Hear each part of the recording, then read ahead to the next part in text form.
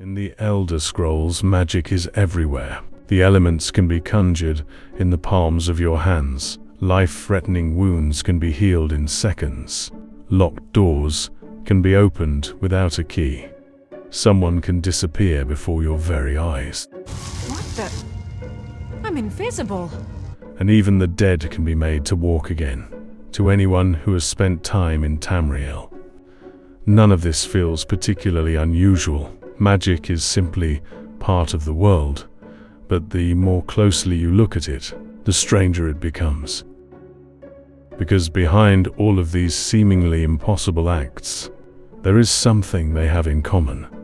Whether a mage is conjuring a scamp, raising the dead, bending the elements, or simply casting light into a darkened room, they are drawing upon something called Magicka. And Magicka is one of the most familiar concepts in the Elder Scrolls. Every player knows what it is. It's that blue bar sitting at the bottom of the screen. Cast a spell and some of it disappears. Wait long enough and it returns. But what makes any of this possible? How can someone summon the elements, heal terrible wounds, disappear from sight, or bring a corpse back to life? To begin answering that, we need to understand Magicka in its simplest terms. Mage can draw upon it to cast a spell, and in doing so, deplete their own magical reserves. Those reserves are limited, they can be exhausted, but they can recover naturally over time and with the use of potions.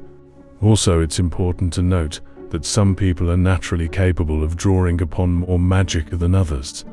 But Magicka isn't simply another word for magic, and the distinction is important. Think of Magicka as the power, and magic as what can be achieved by using it. A spell is one way of taking that power and giving it a purpose, and that purpose can take an extraordinary number of forms.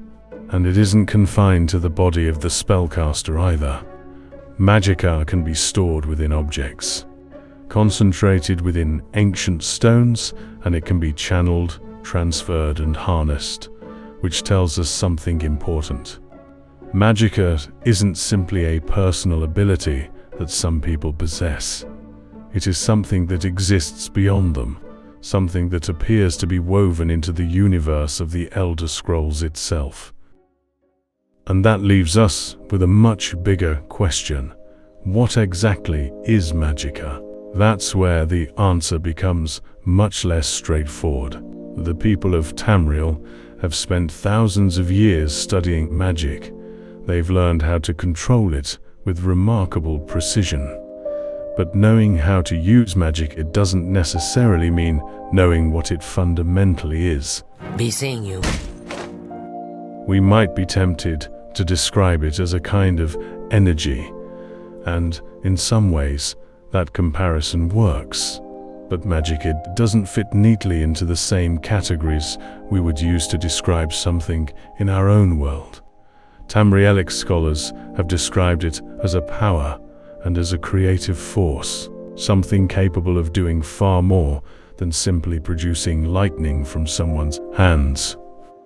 With Magicka, the physical world itself can seemingly be altered. The mind can be manipulated, bodies can be restored, and matter can behave in ways that would otherwise be impossible. There are even magical traditions built around the idea that reality itself can be persuaded to behave differently. And yet the people studying these phenomena don't always agree on exactly how any of it works. That's something worth remembering. They experiment, they develop theories. They disagree, and sometimes even the most accomplished mages are working with explanations that amount to little more than their best understanding of something far larger than themselves. So perhaps asking whether Magicka is an energy, a substance, or something else entirely isn't a question with a simple answer. But there is another question we can answer. If magic is really this fundamental to the world, then where did the people of Tamriel learn to control it? And learning to control Magicka wasn't something that began with the institutions we recognize today. Long before the Mages Guild, and long before the College of Winterhold, the peoples of Tamriel were already developing their own ways of practicing and understanding magic. Join me in erecting the spine of procreation. Sow the sap and seed of a new generation. The ancient Aelids, for example, became extraordinarily sophisticated in its use, and the mysterious Psychic order developed traditions of magical study stretching back thousands of years. And all across Tamriel, countless other cultures approached magic through their own beliefs, rituals, and techniques. There was no single system that everyone followed. What one culture understood as sacred, another might approach it as something to be studied. Practices were passed down from teacher to students, preserved in ancient texts, and developed through experimentation. Over time, that knowledge became increasingly organized. Magic could be taught, techniques could be compared, different kinds of spells could be grouped together, and eventually, scholars began drawing the boundaries between them. Destruction, restoration, alteration, illusion, and conjuration. Names that will be immediately familiar to anyone that has played the Elder Scrolls. But these divisions aren't built into Magicka itself. They were created by people trying to better understand it. And because they were created by people, those divisions have changed. The schools of magic that we recognize today haven't always existed in their current form.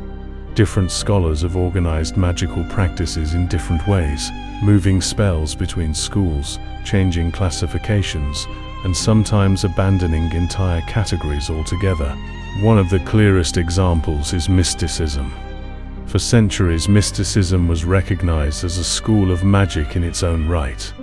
It included practices involving things like the manipulation of souls, magical detection, absorption, and the movement of objects through magical means. But over time, many of those practices were reclassified and placed within other schools. Mysticism didn't simply stop working. The magic hadn't disappeared, the classification changed. And this tells us something important. When someone in Tamriel calls something destruction, restoration, alteration, etc., they aren't necessarily describing some fundamental boundary within Magicka. They are describing the system mortals have created to organize it, a system designed to make something incredibly complicated, easier to study and easier to teach. If we follow Magicka back far enough, beyond mages, beyond Tamriel, and beyond the mortal world itself, we arrive at the question, where does Magicka actually come from? The answer lies in Aetherius. Across Tamrielic scholarship, it is repeatedly described as the ultimate source of Magicka, an immense realm of magical power existing beyond the mortal world. Yet, Aetherius is not completely separated from Mundos. According to some of Tamriel's oldest cosmological traditions, pathways exist between the two. Pathways that originated back at the Dawn era itself. Those pathways remain visible from Nirn today as the sun and the stars. Their existence is traditionally connected to Magnus, one of the original spirits involved in the creation of the world. Magnus is often described as the architect of Mundos, the one responsible for designing the structure of the mortal realm. But before its creation was complete, Magnus abandoned the project and returned to Aetherius. According to these traditions, his departure tore an enormous opening through the boundaries of this new reality, connecting it directly to the realms beyond. That opening became the sun, but Magnus was not the only spirit to leave. Others followed him back to Aetherius, beings who would become known as the Magicka. As they departed, they too were said to have torn openings through its boundary. Smaller than the opening left by Magnus, these countless passages became the stars. Together, the sun and stars created pathways through which the light and magical power of Aetherius could enter Nirn. And over thousands of years, the people of Tamriel did far more than simply observe this connection. Some discovered that this power could be captured, stored, and put to use. One of the clearest examples comes from the ancient Aelids. Their civilization developed an extraordinary understanding of the magical properties of starlight, particularly through the use of rare meteoric crystals. Among these were well-kinned stones, objects capable of storing Magicka gathered from the light of the stars.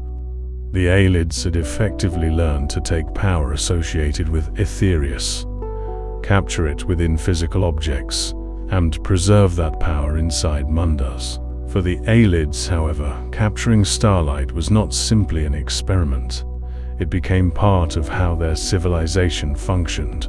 Well-kinned stones could store magical power, allowing a mage to replenish their own Magicka from the energy contained within. Vala stones could restore the power of enchanted objects. And scattered throughout Cyrodiil were Aelid wells, strange structures believed to harvest magical power directly from starlight. To the Aelids, the heavens were not simply something to study or worship. They were a source of power that could be harvested and preserved. At the center of their cities were even greater examples. Great well-kinned stones are believed to have powered the magical enchantments of entire Aelid settlements, perhaps even maintaining the smaller stones connected to them. Their mastery of celestial magic became so deeply embedded within their civilization that light itself held special significance. Aelid philosophers regarded ordinary fire as a lesser, corrupted form of something far purer. Instead, their sanctuaries were illuminated by magical lamps, glowing pools, and other forms of enchanted light. To the Aelids, the power of the heavens was not distant or theoretical. They learned to bring it into their cities, preserve it within physical matter, and build parts of their civilization around it. Thousands of years later, many of those creations still contain traces of the power their makers placed within them. But starlight is only one example. Across Tamriel, Magicka appears capable of pretty much anything. Soul gems can contain the souls of living beings. Enchanted weapons can retain their magical effects for centuries. Certain minerals, crystals, plants, and even locations possess unusual magical properties. Magicka, whatever its underlying nature, does not simply enter the mortal world and immediately disappear. It becomes part of it,